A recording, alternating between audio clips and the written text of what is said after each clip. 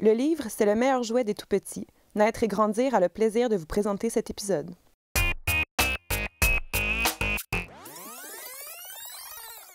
L'auteur que je vous présente a décidé de faire rimer persévérance avec science. Voici l'album Quel génie d'Ashley Spears aux éditions Scholastique. C'est l'histoire d'une jeune fille qui a décidé de créer une invention géniale. Donc, à l'aide de son petit chien, elle se met à la tâche, mais elle n'est jamais vraiment satisfaite des résultats. Donc, elle continue, elle persévère, mais elle commence vraiment à tout voir en noir, elle perd patience et son petit chien va lui proposer très gentiment d'aller prendre une marche, de respirer un bon coup. Et lorsqu'elle revient, elle est apte à voir les côtés positifs qui résident dans chacune de ses inventions et là, elle va créer une invention géniale. J'ai beaucoup aimé le personnage du chien qui a un rôle muet et qui est à travers chacune des illustrations. Ça rajoute un petit côté comique étant donné qu'il imite les mimiques de son maître. Les illustrations sont très originales aussi. Les décors sont en noir et blanc et les personnages, eux, sont en couleur. Ça donne un look moderne à l'album, puis je trouve que ça va bien avec le thème qui est abordé.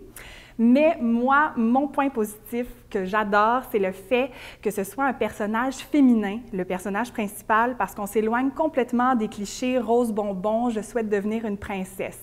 Là, on a un personnage qui a du caractère, qui a des idées, qui a du bagou, puis je trouve que c'est un très beau modèle pour les jeunes filles. D'ailleurs, je me dis que si la génération future a de la graine de ce personnage-là en eux, on est entre très bonnes mains. Moi, ça me donne envie de dire « vive les sciences, mais vive les filles qui font de la science ». Pour parler science, et particulièrement de météorologie avec les 0-5 ans, je vous propose Aujourd'hui le ciel de Réa Dufresne et de Jacinthe Chevalier, publié aux éditions de l'Isatis. Cet album-là, c'est en quelque sorte un catalogue des différents phénomènes météorologiques. On va nous parler du verglas, de la neige, de l'arc-en-ciel, du brouillard. Et ce qui fait son intérêt, c'est que les deux créatrices ont décidé de nous en parler de ces notions-là, mais d'une manière tout à fait poétique. L'auteure, elle va créer son texte avec de courtes phrases, tout en rime, et c'est vraiment agréable à lire avec les enfants. Réa Dufresne, elle vient de la Gaspésie, et on sent dans son écriture vraiment sa fascination pour l'immensité du ciel, le grand large, puis la nature. Jacinthe Chevalier, elle, pour les illustrations, elle a choisi d'associer chaque phénomène météorologique avec un animal. Par exemple, elle va choisir le lapin. Pour la neige, ce qui est intéressant avec les enfants, c'est de faire des liens. Pourquoi Jacinthe a décidé de prendre un lapin pour mettre son paysage à l'intérieur? Donc vraiment, ça crée toutes sortes d'effets visuels intéressants et on va beaucoup plus loin que si on avait eu seulement un paysage, par exemple. Après la lecture de l'album, je vous propose avec vos enfants d'observer le ciel pendant plusieurs jours. Comme ça, vous allez pouvoir voir toutes sortes de variations qu'il peut y avoir. Et même, vous pouvez avoir un carnet dans lequel vous allez inscrire vos observations, soit avec des mots, soit avec des illustrations. Et comme ça, vous allez pouvoir développer toute une réflexion scientifique autour du ciel. Salut, c'est Pierre-Alexandre. Aujourd'hui, je vais vous présenter Armstrong l'extraordinaire, voyage d'une souris sur la Lune de Torben Kuhlmann aux éditions Nord-Sud.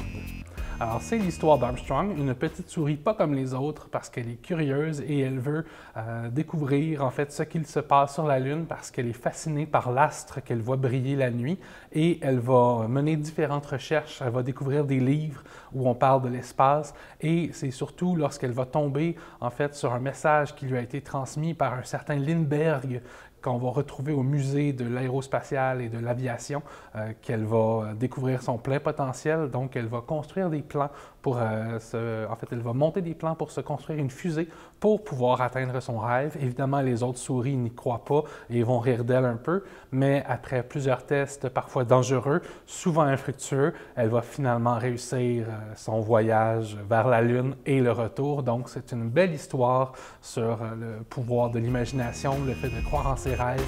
Et disons que la petite souris va ouvrir la voie à un autre Armstrong, un peu plus connu, qui a mis en fait le pied sur la Lune, mais qui, contrairement à ce qu'on croit, n'était pas le premier.